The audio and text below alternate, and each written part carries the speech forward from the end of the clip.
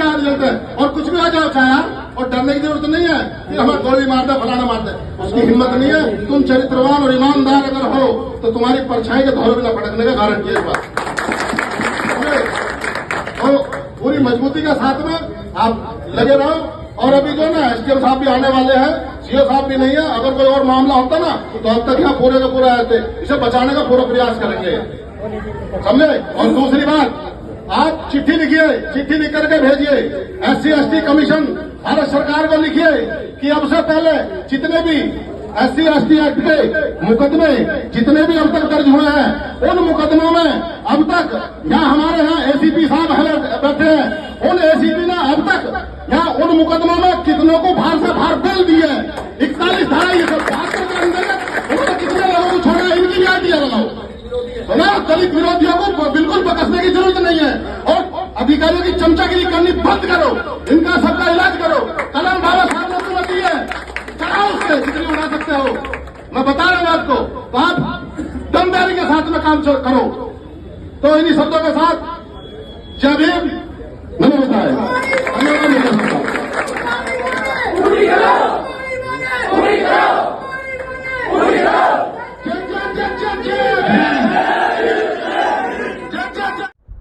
तो साथियों नमस्कार, मैं संतोष कुमार बेस और आप देख रहे हैं आवाज भारत। और इस वक्त मैं दिल्ली में हूं, और सबसे बड़ी जो घटना है और निंदनीय घटना है जो कि आज 21वीं सदी में वो दोहराई जा रही है, चाहे राजस्थान में हो, किसी के मूंछ रखने पे और किसी के घोड़ी पे बैठने पे आपत्ति होती है, वो है स्वर्णों को। जो स्वर्ण है वो अपने आप को राजपूत हो, चाहे ठाकुर हो, चाहे ब्राह्मण हो, ये अपने आप को स्वर्ण समझते हैं। और अगर देख लेते हैं किसी दलित को घोड़ी पे चढ़ते हुए या मूंछ रखते हुए या अच्छी गाड़ियों में बैठते हुए, अच्छी मोटरसाइकिल के साथ में घटना जरूर घट जाती है कि ये जो दलित है ये इतने सहनशाह या इतना रोब में क्यों बंधन के रह रहा है, जबकि सारा अधिकार उन लोगों को है। ये वो अपने आप को मानते हैं। मगर मैं बता देना चाहता हूं कि देश को आजाद हुए 75 साल हो गए, अभी भी वो गुलाम के गुलामी रहेंगे। क्यों? कि जब भारत अंग्रेजों का गुलाम था तो वो गुलाम थे, न कि ये दलित जिसको ये मानते कि ये दलित गुलाम है। आज भी उनकी जो सोच है गुलाम की गुलामी रही है। बार बार सरकार बार बार संविधान की बात करती है कि ये जो देश है कृषि प्रधान देश है, मगर ये देश कृषि प्रधान देश नहीं, एक जाति प्रधान देश है। तो निंदनीय जो घटना है, मेरठ के मोदी नगर के भोजपुर एरिया है, गाजियाबाद में लगता है, जिला गाजियाबाद है, भोजपुर में कॉलेज पढ़ता है ज्ञान स्थली। उसके जो प्रबंधक है हरिओम शर्मा, जो अपने आप को बहुत बड़ा शर्मा अपने आप को मानता है कि मैं बहुत बड़ा पंडित हूं, वो एक छात्र का एडमिशन लेने से मना कर दिया। और उस छात्र ने सिर्फ इतना बोला है कि फीस क्या है, और फीस जमा कराने की जो तिथि है वो पूछने के लिए उसने कॉल किया।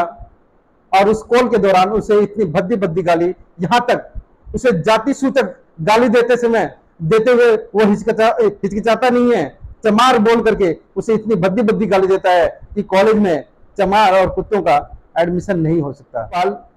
माँ बहन की गाली देता है, और सूरज से जब पूरब में उगता है सूरज, उसे पश्चिम के लिए उसे गाली देता है कि पश्चिम में उगवा दूंगा। अरे एक बार सार्वजनिक स्थल पे जाकर के गाली तो दिया होता, अगर जब तो मानते कि मतलब कि तुम्हारे अंदर इतनी हिम्मत है हरिओम शर्मा जी। अंग्रेजों के जो गुलाम है, ये लोग अभी भी गुलामी से बाहर नहीं आ रहे हैं। अभी भी इनको संविधान के बारे में नहीं पता है कि जिसको आरक्षण मिला है SC ST OBC को, ये संवैधानिक मसला है, और आरक्षण के तहत उनको नौकरी में और पढ़ाई लिखाई में उनको आरक्षण मिला हुआ है। उनको पता होना चाहिए कि एक संविधान का मामला है। मगर कहीं ना कहीं उनके एक चमार के जो रौबदार जो चीजें होती हैं, अगर वो गाड़ी में निकल रहा है, बाइक पे बैठ रहा है, घोड़ी पे चल रहा है, अच्छे अच्छे कपड़े पहन रहा है, तो उनके पेट में दर्द होता है। तमाम बातों को लेकर के मैं बैठा हूँ एक ऐसे परिवार में, एक ऐसे समाज सेवी हमारे साथ में है अशोक निर्माण जी। मगर उससे पहले मैं दर्शकों को जो ऑडियो है मैं वो सुना दे रहा हूँ। बोलो मैम ना, अगर बच्चे कुछ एडमिशन वाले हैं ऐसी कास्ट पे तो उनकी थोड़ा स्कॉलरशिप लाउडली बोलो, आवाज बहुत स्लो आ रही है। हमें कह रहे बच्चे हैं कुछ स्टूडेंट ऐसी कास्ट में। अच्छा, हाँ, तो उनकी स्कॉलरशिप पे हो जाएगी या नगद पेमेंट होगा? नहीं स्कॉलरशिप पे किसी का एडमिशन नहीं होगा। स्कॉलरशिप पे ना करो तो ज़्यादा बेहतर रहेगा। पेमेंट कितना उनका लगेगा? 51,250 रुपीज जो फीस है वही फीस जाएगी। टोटल दोनों सालों का? हम्म, दोनों सालों का? हाँ दोनों साल की फीस जाएगी। अच्छा। और बेटे सूरजपाल, जी सर। हेलो। जी सर। ओ सूरजपाल, जी। सूरज से पश्चिम पाल बना दूंगा तुझे। मादच्चो तेरी भी नहीं होगी अब। करने का तू तेरा दाखिला कितने कराया नू बता। अरे सर ये नहीं कह रहा, मैं तो ये एडमिशन के लिए कह रहे थे। और कब आएगा, कहाँ का रहने वाला है?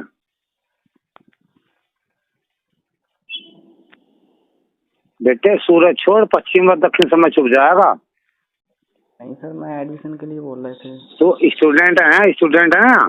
जी सर। तेरी बेड़ी भीड़ ना हो।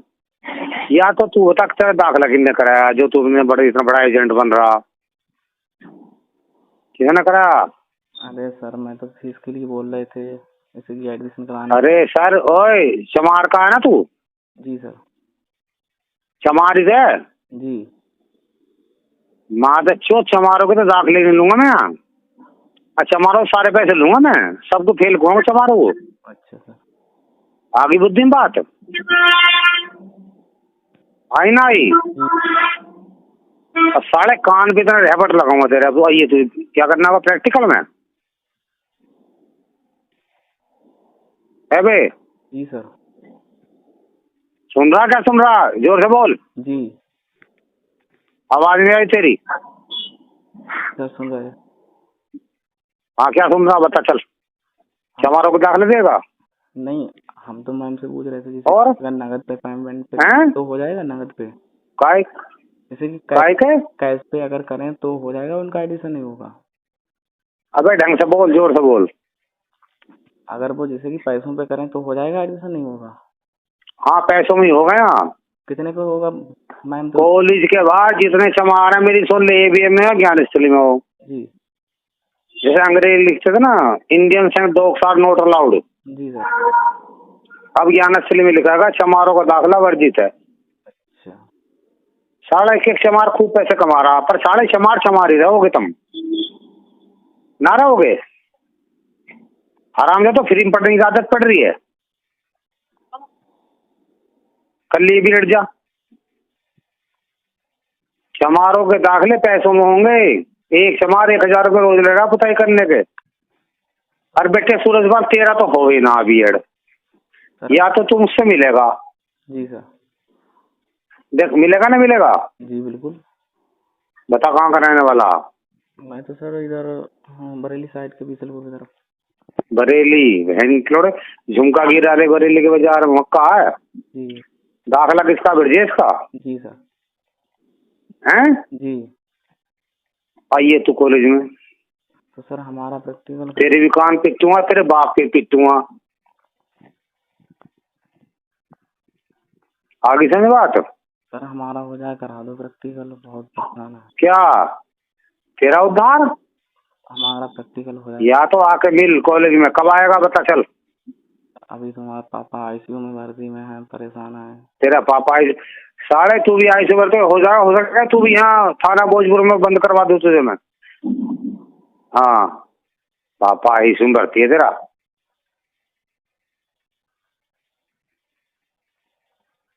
सर 30 दिन में जोर बढ़े चमारों पे। सर हमारी क्या बात? ऐसे तो भाई चो अगर कल वे मिलने लगे मोबाइल तो क्या करोगे? भग जाओगे सारे। नहीं, हमारी तो सर क्या बना जाए जमा है। अरे इंदिरा गांधी ने बनाए थे नवीन शर्मा, पर चमारो चमारी रहोगे। या तो आके मिल कॉलेज में। एडमिशन है तेरे पे? जी। हैं? जी 1-2 बच्चे हैं SC कास्ट पे। तो बेटे एडमिशन देगा जब भी तेरा काम होगा, वरना तू तो तेरे अब तो छूट की विद्यार्थी है ना, तू विद्यार्थी। तो विद्या की अर्थी उठ गई तेरी, विद्या की अर्थी उठ गई तेरी। समारोह करने ना तुम साढ़ा एक एक समार 1000 1500 रोज का पुताई के। आज तो एक काम कर 15 दिन कॉलेज में रह ले, कर ले काम कॉलेज में। कॉलेज में सर क्या करना पड़ेगा? ये था गए समार जो करे वही कर ले, पुताई कर ले, कुछ कर ले। 1000 रुपये ले रहा है समार रोज, साढ़े समार गरीब ना, सरकार पैसा दे रही है। शराब पीने को हम जैसे बहन से जो चुनाव लड़ेंगे वे दे रहे हैं ना, दे रहे। तो बात सही है सर। बेटे सूरज बाप तेरा छुप गया सूरज, या तो आके मिल, वरना तो तेरा सूरज छुप गया। तेरा तो सूरज ऐसा छिपा कभी सवेरा ना देख पाएगा तू। सर जी हमारा देख लो अगर हो जाएगा ठीक है। तो हमारे साथ में है वरिष्ठ बहुजन समाज सेवी अशोक निर्माण जी, जो कि बुजुर्ग हैं मगर अभी भी इस हालात में भी समाज की आवाज उठाते रहते हैं। और हमारे साथ में बनवारी लाल जी भी, जो कि इस उम्र में भी दोनों लोग मिलकर के बहुजनों की जो कैसी भी घटना है वहां पे पहुंचते हैं और उनके लिए ये तत्पर रात हो चाहे दिन हो वो खड़े रहते हैं। फिलहाल जो अभी जो घृणित जो वारदात हुई है उस विषय पे हम बात कर रहे हैं कि किस प्रकार का जो 21वीं सदी में अभी भी जाति जो कभी जाति नहीं है वो माहौल अभी भी इस देश में कायम है। और हरिओम शर्मा जैसा जो प्रबंधक एक कॉलेज का बताता है कि मैं प्रबंधक हूँ, और उसने अपने कॉलेज पे अलाउड कर रखा है कि चमार और कुत्तों का यहाँ पे आना वर्जित है, यहाँ पे एडमिशन नहीं हो सकता, यहाँ पे पढ़ाई नहीं कर सकता। इसलिए साफ साफ उस ऑडियो में बोला हुआ है। आपका स्वागत है। जैसा कि आपने अपने प्रारंभिक संबोधन में कहा हरिओम शर्मा के विषय में, और उनके जो कॉलेज, एक नहीं 2 कॉलेज हैं, और दोनों कॉलेज जहाँ तक मुझे मालूम लगा है कि चौधरी चरण सिंह विश्वविद्यालय से जो एफिलिएटेड है। तो मेरा तो सबसे पहले यह है कि अगर उन्होंने चमार कहा है तो मैं कहता हूँ कि मुझे गर्व है कि मैं चमार हूँ, मैं कटीक हूँ, मैं वाल्मीकि हूँ, मैं धोबी हूँ, मुझे गर्व है। लेकिन जब वह चमार की भाषा अलग भाषा में बोलता है तो वहाँ हमें आपत्ति होती है। मैं इसलिए अपने भाइयों को, अपने समाज के लोगों को ये कहता हूँ कि छोड़ दो इनके कॉलेजों को, अपने कॉलेजों की व्यवस्था करो। जो बाबा साहब डॉक्टर अम्बेडकर जी ने कहा कि अपने शिक्षा प्रतिष्ठान होंगे तो आपको किसी के आगे आना नहीं पड़ेगा। लेकिन खुशी है कि कम से कम मेरे यूपी के अंदर हमारे भाई लोग जो खासतौर से बुद्धिज्म को स्वीकार कर लिया, जिन लोगों ने, वो इस ओर प्रगति कर रहे हैं। रहा हरिओम शर्मा के लिए ये शर्म की बात है कि बुलडोजर बाबा अभी तक बैठा हुआ है, FIR लॉन्च हो चुकी है। इतना होते तो बुलडोजर बाबा को अभी तक उसकी बिल्डिंग को ध्वस्त कर देना चाहिए।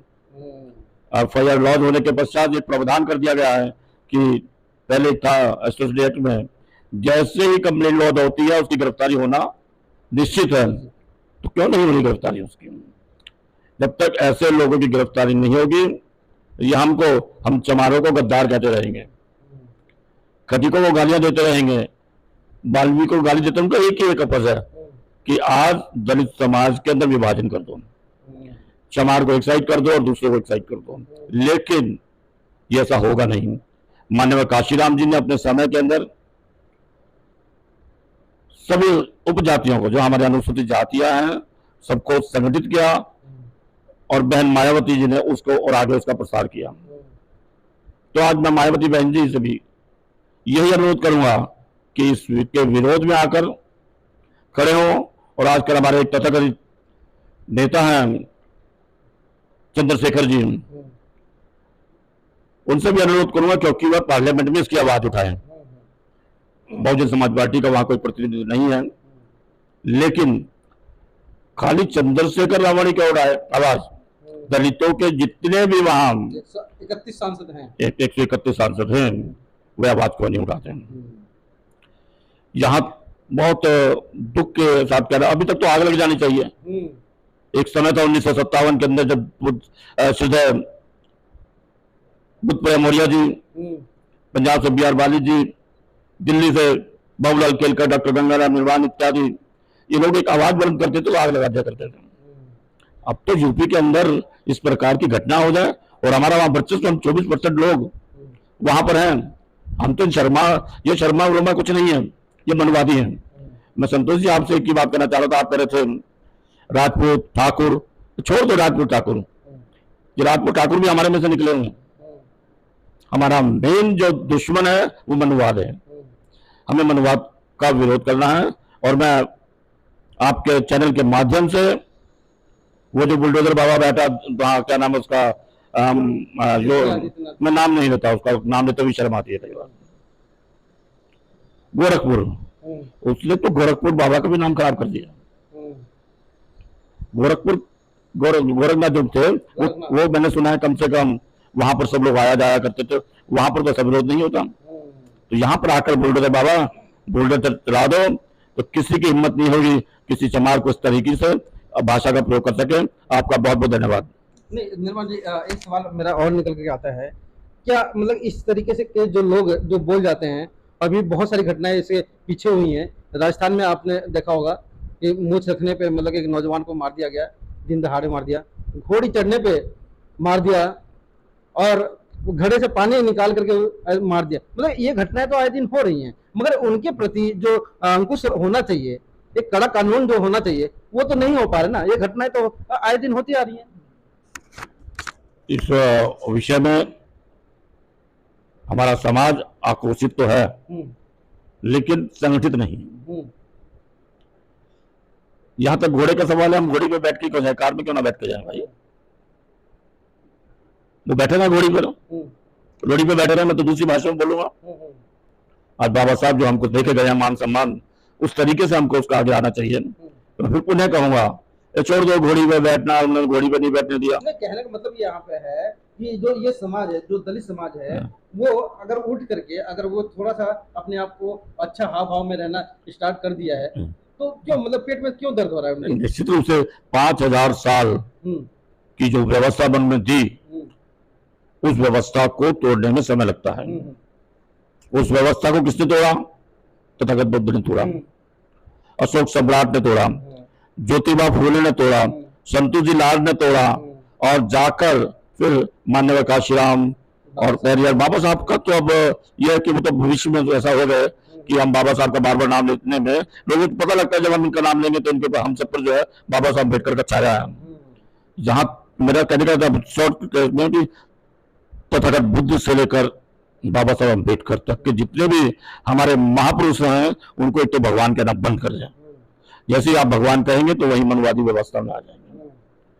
यहां तक आपने ये कहा कि अभी भी जो एट्रोसिटी वगैरह होती है हमारे साथ, वो तभी होगी जब हमारे हाथ में बाबा साहब कलम देते थे, लेकिन अब ऐसा लगता है कि यह देश गृह युद्ध की ओर चल रहा है। मगर आपने जो कलम की बात कही है, फिर मैं उसी सवाल पे आता हूँ कि जब ऐसे जो कॉलेज हैं वो उन्हीं के बनाए हुए कॉलेज हैं, हम लोगों ने अभी कोई बेस तैयार नहीं किया है, ना कोई ऐसा पढ़ने लिखने का शिक्षण संस्थान तैयार किया है कि भाई हमारे बड़े बड़े कॉलेज हो, स्कूल हो, अच्छे मैनेजमेंट मतलब कॉलेज हो जो इसमें जाकर कोर्स कर सकें। इस प्रकार तो है नहीं, है तो सब उन्हीं के हैं। अगर उसमें अगर जाते हैं तो पता चल जाता है इंटरनली जो भेदभाव है, इंटरनली मतलब कि जो छुआछूत है, मैं ये साफ साफ बोल देना चाहता हूँ कि जो छुआछूत है अब फिजिकली नहीं रह करके वो इंटरनली हो चुका है। मतलब आपके कहीं ना कहीं प्रैक्टिकल से रोक दिया जाएगा, आपके कहीं ना कहीं जो इंटरव्यू है वो रोक दिया जाएगा, वहां पे मतलब कि आपको आगे बढ़ने नहीं दिया जाएगा। जब ये जो खतरनाक जो चीजें हैं, आपकी पढ़ाई लिखाई आपके करियर के साथ में चल रही है, तो कैसे मतलब कि इस चीज को आप रोक सकते हैं? इसका संतोष जी एक महत्वपूर्ण रास्ता है। किसी कॉलेज में स्कूल में जाकर शिक्षा ग्रहण करने से आप एक एलिजिबिलिटी ग्रहण कर लेते नौकरी के लिए। सो मेरा तो ये कहता है कि आप शिक्षा को ग्रहण करो अपने अपने माध्यम से, और उस शिक्षा का प्रयोग आप अपने व्यापार में लाओ। आपका कोई रोक नहीं सकता व्यापारी काम। आज हमारे लोग जब व्यापार में आ गए हैं तो वो जो आया ना अभी नेम प्लेट लगाओगे, फलाना लगाओगे, ये उसी का उदाहरण मैं आपको बता रहा हूँ। हमारे लोग, बाबा साहब ने कहा था, जब आर्थिक तरक्की जिसकी हो जाती है वह राजनीतिक सत्ता में अपने आप आ जाता है, उसकी सामाजिक भागीदारी अपने आ जाती है। तो इसलिए हमें आर्थिक रूप से संपन्न होना है, शैक्षिक रूप से हम काफी संपन्न हो चुके हैं। और उसका तभी लाभ होगा, हमको व्यापार के क्षेत्र में आ जाना चाहिए। और व्यापार के क्षेत्र में एक बढ़िया भी जब से माल खरीदेगा तब आप जो बढ़िया जो है ब्राह्मण जो है वह मानसिक रूप से बहुत कमजोर है। मैं आपको बता दूं, प्रलोभित जब उनको जो कि 4 रुपए की चीज आप 1 रुपए में बेच रहे हैं तो वो अपनी दुकान से नहीं खरीदेगा, आपके यहाँ से खरीदेगा। तो आप व्यापार में आओ, शिक्षा को नौकरी का साधन मत समझो। हमारे पूर्वजों ने, हमारे बड़ों ने यही गलती की है। और बाबा साहब ने जो कहा, आगरा के अंदर कहा था ना, मेरे पढ़े लिखे लोगों ने मेरा सहयोग नहीं किया। नहीं, धोखा नहीं किया। जहां तक मैं भी उस समय शायद वहां था। उन्होंने कहा उसको लोगों ने अपने अपने तरीके से किया। तो पढ़े लिखे लोग, आज पढ़े लिखे लोग आ रहे हैं ना। अभी देखो दिल्ली के अंदर हमारे भंडारी जी हैं, अब समता सैनिक दल के अपने जोशी जी हैं, राजन गौतम जी हैं, अपनी जो मिनिस्ट्री से उसको लात मार के जब को निकाल कर आ गए। ऐसे बहुत सारे लोग हैं। तो मेरा ये कहने का मतलब है कि आज जैसे डिक्की बना हमारा, और डिक्की क्या हुआ, डिक्की भी आज जो है ना भारतीय जनता पार्टी की गोद में जाकर बैठ गया। जब मैं डिक्की के अपने साथियों से बोलता तो कहता हमें तो सत्ता के साथ रहना है। तो ये भी एक निंदनीय है। हमें अपना व्यापार बढ़ाना चाहिए, अपने कॉलेज खोलने चाहिए, अपनी शिक्षा प्रतिष्ठान खोलने चाहिए, तभी आप देश में तरक्की कर सकते हो। और जो ग्रेजुएट छेड़ने का प्रयास कर रहा है वह ग्रेजुएट रुक सकता है। सिर्फ उस युद्ध को रोकेगा तो एक दलित समाज रोकेगा, बहुजन समाज रोकेगा और एक अल्पसंख्यक समाज इस युद्ध को रोक सकता है। अन्यथा ये देश के टुकड़े होने को तैयार हैं। वीडियो कैसी लगी आप अपने कमेंट्स के माध्यम से हमें बता सकते हैं और चैनल को लाइक, शेयर और सब्सक्राइब जरूर करें। धन्यवाद।